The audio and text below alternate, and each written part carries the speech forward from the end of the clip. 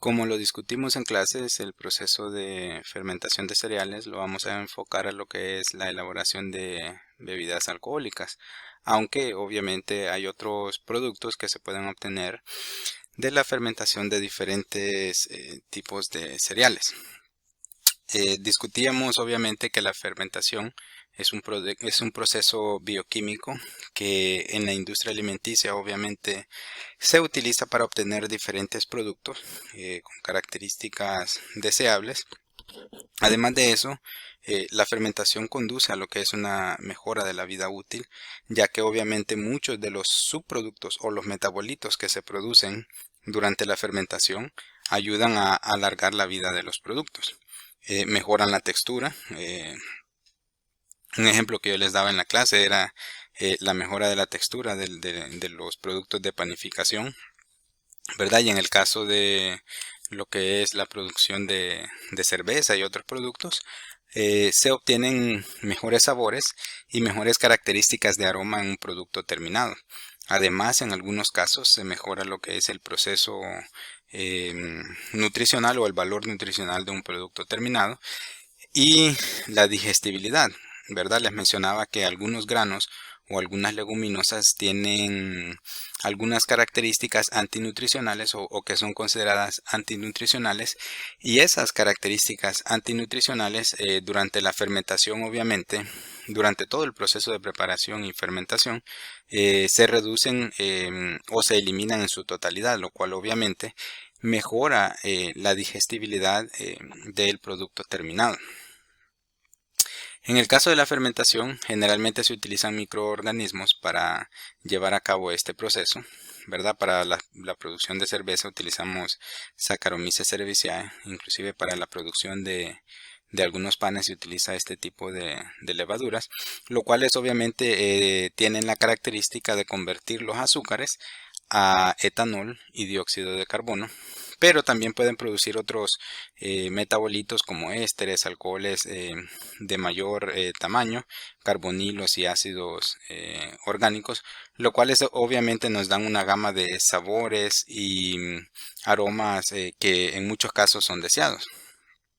Pero enfocándonos en el tema, ¿qué es la cerveza? Pues se refiere a una bebida, el término se refiere a una bebida fermentada, que generalmente se hace a partir de cereales malteados. Ya vamos a ver ese término de cereales malteados, y que además se utilizan otros ingredientes que ayudan a lo que es la aromatización, ¿verdad? O mejora de las características. En el caso de la producción de cerveza a nivel mundial, el ingrediente que más se utiliza son los cereales, ¿verdad? Y obviamente dentro de los cereales la cebada es el ingrediente mayoritario en la mayoría de las cervezas, aunque se pueden utilizar otros tipos de cereales y en muchos casos se pueden utilizar raíces u otros tubérculos que obviamente aportan almidones a la mezcla para luego convertirlos en azúcares fermentables. ¿Cuál es la diferencia entre la cerveza y un vino? Pues se dice que la cerveza se elabora y el vino no. ¿Por qué? Porque en el caso de los granos, los azúcares generalmente no están disponibles para iniciar un proceso de fermentación, sino que nosotros tenemos que hacer el proceso de conversión de un almidón a un azúcar fermentable. En cambio, los vinos generalmente se hacen de uvas, ¿verdad? Y ustedes pueden encontrar asimismo vinos de otros productos, ¿verdad? De otras frutas. Pero los azúcares están ahí, están fácilmente disponibles para los microorganismos y obviamente el proceso de fermentación se puede iniciar inmediatamente, sin tener que realizar mucho proceso de elaboración.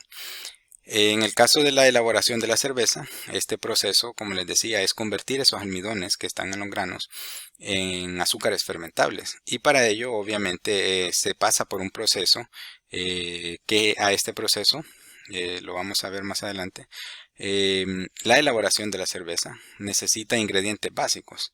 ¿Cuáles son estos? Pues uno de ellos es los granos malteados, ¿verdad?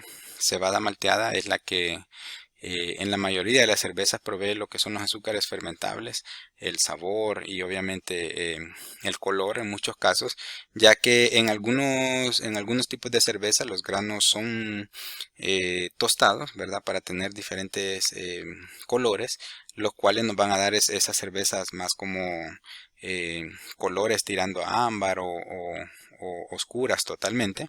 Las cervezas Stout o las Guinness siendo una marca conocida en este campo.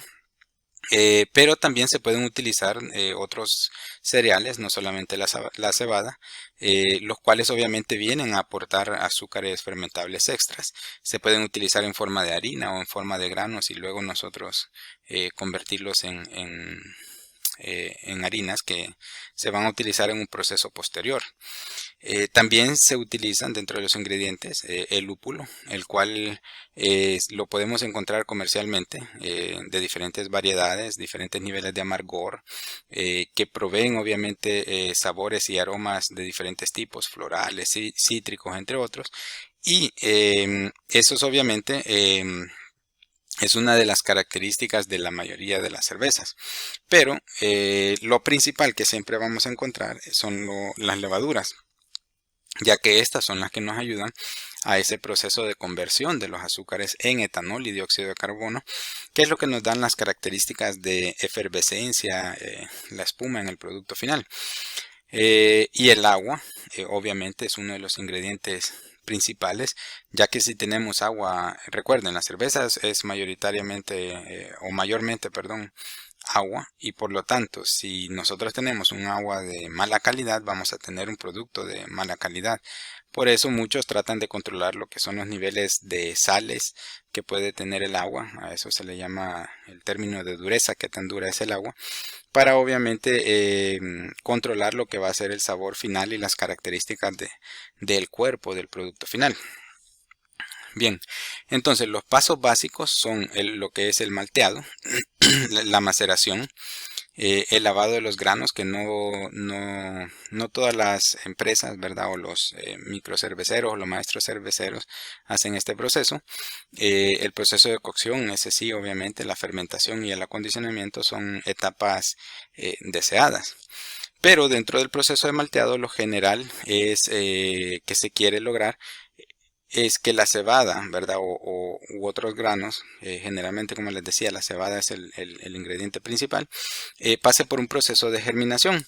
Y lo que queremos obviamente es que durante este proceso de fermentación, todas aquellas enzimas, ¿verdad?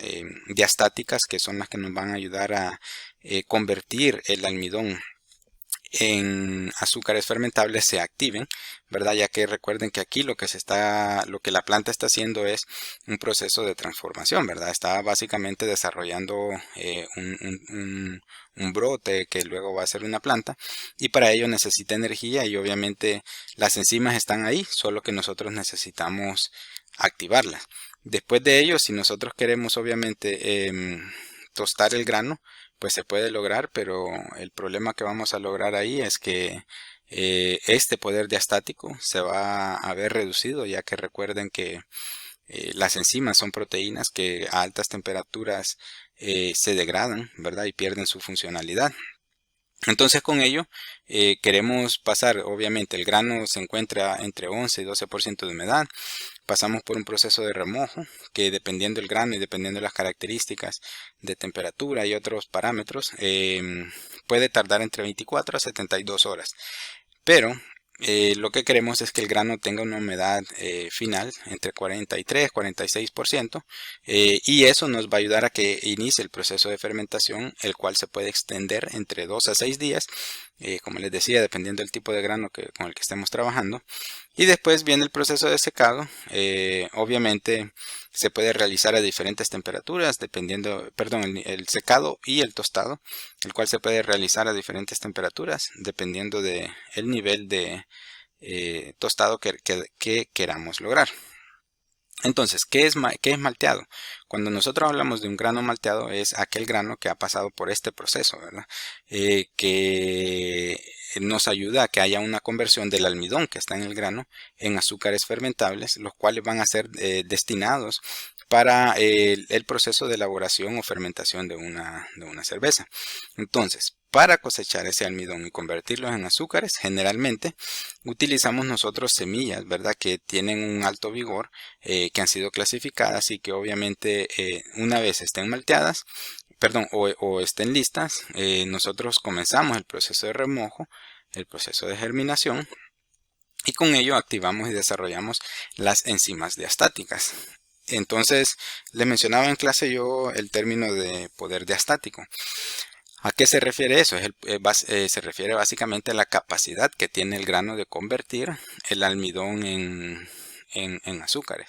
¿Y por qué se utiliza la cebada? Porque obviamente es un grano, es un cereal que tiene buenas características y tiene un alto poder diastático, lo cual obviamente otros cereales no lo tienen. El arroz, el maíz tienen un nivel diastático, pero no a la capacidad de la cebada, y por eso este es el cereal más utilizado. La semilla obviamente comienza a convertir todo ese almidón en azúcares fermentables, y como les decía en clases, entre un 60 a un 70% de los cereales están compuestos de almidones, ¿verdad? Va a depender del tipo, la variedad, ¿verdad? De cereal con el que estemos trabajando. Ese proceso de germinación nosotros obviamente lo podemos detener, y es sencillo, simplemente con reducir la humedad ya se detiene ese proceso de germinación, y obviamente lo podemos lograr calentando la semilla fermentada. Se puede remover mecánicamente el brote si deseamos, y esto, si no pasa por un proceso de malteado, ¿verdad? Si no pasa por un proceso de tostado, entonces a esto se le conoce como un grano malteado que ya está listo, y se le da el nombre de malta pálida. Si ya ustedes realizan un proceso de tostado, pues obviamente va a cambiar su nombre dependiendo del nivel de tostado.